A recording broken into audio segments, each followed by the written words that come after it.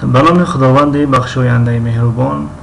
سلام دانش آموزان گرامی و خردسالان، دادرکان، خواهرکان عزیز. درس چهارم است از سلسله درس های تاجیکی برای نوآموزان یا نورسان.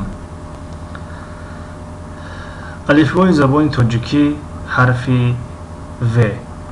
در درس های گذشته ما و شما الفبای زبان تاجیکی به شکل پره از حرف ا تا حرف ی گفته گذاشتیم و به طریق رسم درس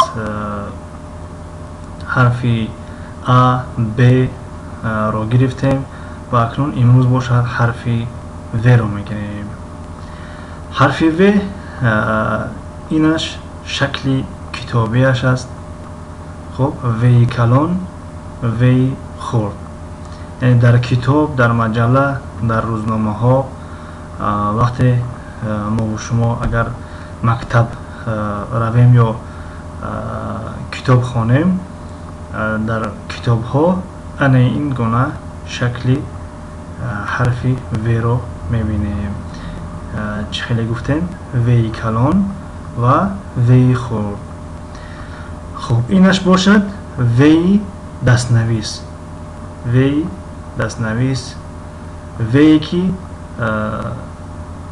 در دفترها ما و شما می نویسیم.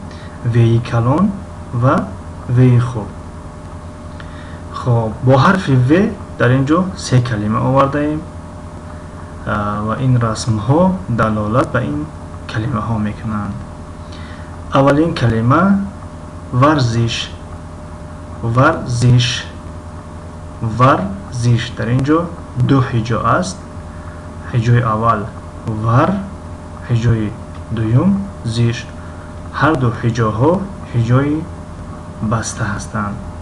اگر شما هجاها را در مکتب گرفته باشید، آموخته باشید، پس در اینجا یگان تنخیصی نمیکشید وقتی من میگویم هجای بسته یا هجای کشاده.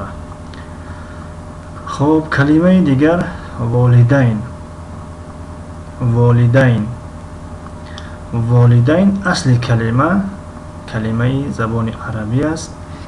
اگر کسی از شما زبان عربی را داند، پس این کلمه عربی است، لیکن در بین ما تاجیکان استفاده می شود. والدین یعنی پدر و مادر. پدر و مادر را در نظر دارد. والد، والد یعنی پدر، یعنی یک نفر را در نظر دارد. والده مادر را در نظر دارد و والدین هم پدر و هم مادر را در نظر دارد. پس در اینجا و یک هجا، لی یک هجا، دین یک هجا. در اینجا سه هجا هست. والدین. کلمه وضو. وضو، وضو این هم کلمه عربی هست. گاه ما تاجیکا وضو استفاده میکنیم، گاه طهارت استفاده میکنیم، یعنی وضو میگیرد یا طهارت میکند. طهارت هم کلمه عربی است و وضو هم کلمه عربی است. یعنی شستشوی برای نماز خواندن را وضو میگویند. شستشوی عضوهای مخصوص برای نماز خواندن را وضو میگویند. وضو در اینجا دو هجا است. وضو، وضو. خب این بود درس چهارم و از یک شما خواهش میکنیم این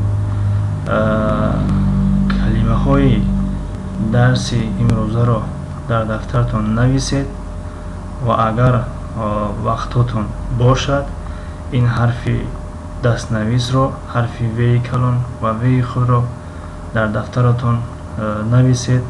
وی کلان یک سطر، وی خرد یک سطر. خب تا درس های نوبتی، خدا نگهدار.